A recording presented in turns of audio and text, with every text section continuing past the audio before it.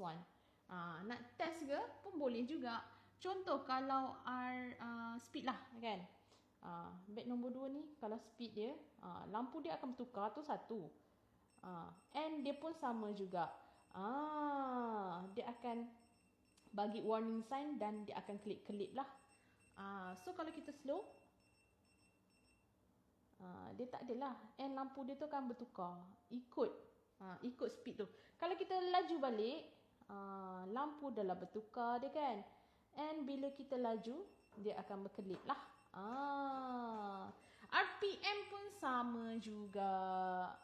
RPM pun sama juga macam ni. Dia akan keluar warning sign, lampu kelip-kelip.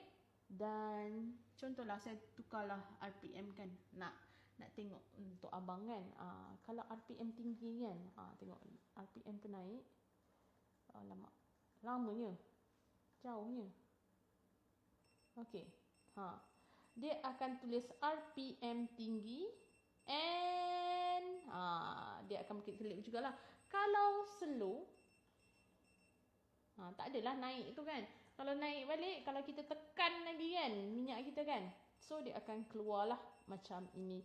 Okey, dah order beg 1. Thank you Abang SR. Apa-apa just Roger sahajalah.